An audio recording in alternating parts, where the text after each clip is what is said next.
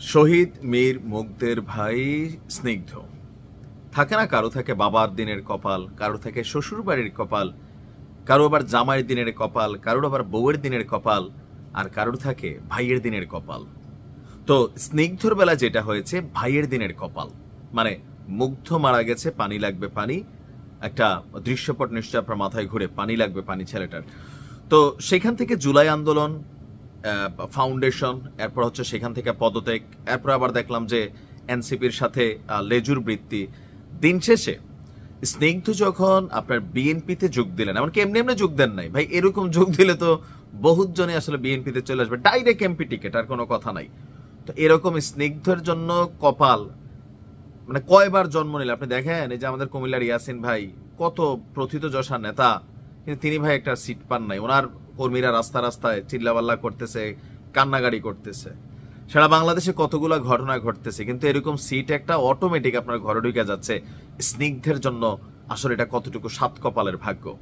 তবে দলের প্রতি আনুগত্য রাখবে বিএনপির যে নেতাকর্মীরা, সাথে সাথে স্নিগ্ধরা এখন আবার ভাইয়া, প্রিয় ছোট ভাই, হ্যাঁ, কেউ বড় ভাই, কেউ আবার অভিভাবক, এরকম নানানভাবে ডাকা শুরু করছেন। কেন? দলের ভিতরে ভিড়ছে। এটা বাংলাদেশে একটা রাজনৈতিক চরিত্র, দলে আসলে সবক্ষণ মানে যত দোষ আছে মাফ হয়ে যায়।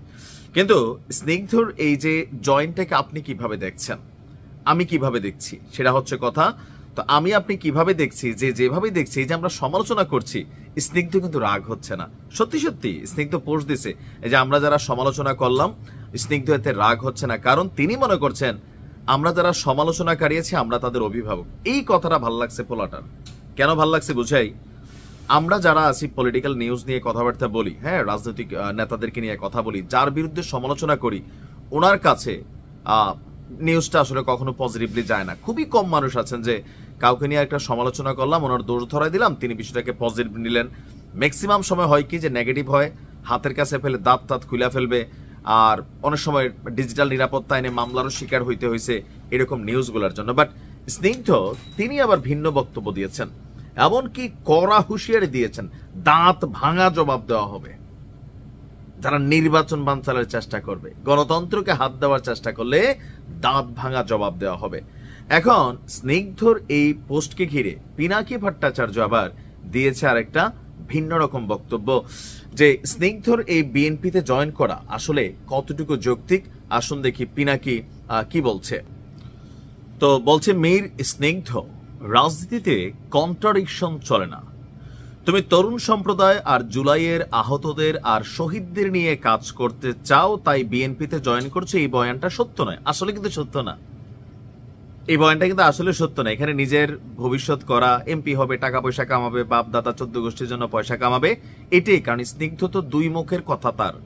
সে জুলাই আন্দোলনের পরপর বলছিল, যখন সে জুলাই শহীদ ফাউন্ডেশনের একটা বড় পোস্টে গেল, তখন সে কিন্তু বলছিল রাজনীতি করবে না। তারপরে যখন পদত্যাগ করলো, কেন? দেখেন পিনাকির এই বক্তব্যটা কিন্তু সঠিক। কেন নয় সেটা বুঝিয়ে বলি। তুমি জুলাই ফাউন্ডেশনের সিইও ছিলা, ট্রাস্টি বোর্ডের সাধারণ সম্পাদক ছিলা, যার সভাপতি ছিল ডক্টর ইউনূস। সরকারের এত কাছে থেকে, এরকম বিশাল পজিশনে থেকেও তুমি জুলাইয়ের আহত আর শহীদদের জন্য তেমন কিছু ডেলিভারি করতে পারে না। বেতন টেতন নিছে, এটা কিন্তু সত্য। এরা বেতন টেতন পাইছে। জুলাইয়ের আহতরা যারা আছেন এরা সবাই মারা খাইছে, অনেকেই কিচ্ছু পায় না, ফাউন্ডেশন খালি, টাকা টোকা নাই। তারপর পিনাকি বলছেন যে ওই পদ থেকে কয়েকদিন পরে পদত্যাগ করছিলা, যুক্তি দিছিলা পড়াশোনা করতে পারতেছিলা না, এই দায়িত্বে থেকে বলছিলা রাজনীতিতে যুক্ত হওয়ার ইচ্ছা নাই। সবকিছুই অন রেকর্ড আছে, এটা কিন্তু সত্য। যখন সে ওই সিইও পদ থেকে পদত্যাগ করে, ততদিনে জুলাই ফাউন্ডেশন খালি করে ফেলছে, মানে মোটামুটি সবাই মিললে, এরাই তো। কারণ 100 কোটি টাকা কারা পাইলো আমি জানি না। তো তখন যখন সে পদত্যাগ করলো, তখন সে কিন্তু বলছিল পড়াশোনা হচ্ছে না, ভবিষ্যৎ নিয়ে চিন্তা। তো পিনাকিও যেটা বলতেছে, তো এখন তুমি তাদের নিয়ে কাজ করবা, তো তোমার কি পড়াশোনার ক্ষতি হবে না? মাত্র 5 মাস আগে তো তুমি পদত্যাগ করছিলা, উচ্চশিক্ষা 5 মাসে হয়ে গেল। রাজনীতি করবা, এমপি হও, কেউ মানা করে নাই, বাধাও দেয় নাই। হুদাহুদি জুলাই, শহীদ, মুগ্ধ, এইসব স্বপ্ন টপ্ন না বলা, এই যে জুলাই বেচা, চেতনা বেচার ব্যবসা কিন্তু এখনো আছে। স্নিগ্ধ বেসিক্যালি, আমি অনেস্টলি বলি, তারেক রহমান হয়তো এটা বিভিন্নভাবে বিএনপি চিন্তা ভাবনা করে দিচ্ছেন, কিন্তু আমার মনে হয় এই স্নিগ্ধর থেকে ওই ওয়ার্ডে জুলাই আন্দোলনে বিএনপির যেই নেতাটা, যেই ছেলেটা ছাত্র দলের বা যুব দলের ঘাট ছিল, ওই ছেলেটারা দিলে বিএনপি এটাতে আরো সম্মানিত হইতো, দলের কাছে তাদের আরো ওজন বাড়তো, যে না, যে শুধু স্নিগ্ধ মুগ্ধ করছে, মুগ্ধ মরে গেছে, মুগ্ধ তো আর জীবিত নাই, যদি মুগ্ধ জীবিত থাকতো তাকে দিত তাও বুঝতাম। এখন বিএনপিটার একটা ভাইরাল ইস্যু থেকে একটা তারাও পলিটিক্স খাটাইছে এখানে, আর স্নিগ্ধ 5 মাস আগে দেওয়া কথা এখন আবার বলতেছে যে দাঁত ভাঙা জবাব দেওয়া হবে কেউ ইয়া করলে। ভাই এগুলা না মানুষ খায় না। আমি ওই যে দেখেন, আর এই দেশ কে চেঞ্জ করবে?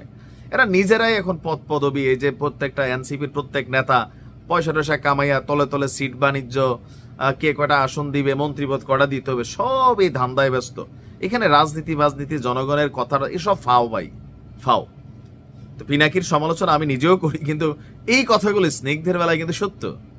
এমনকি এটা নিয়ে বিএনপির আপনি দেখেন যে আসন থেকে তারা মনোনয়ন দেওয়া হচ্ছে, যদি দেওয়া হয় ঢাকা 20 না 18, ওই আসনে বিএনপি নেতারা এটা অন্তত থেকে মেনে নিবে।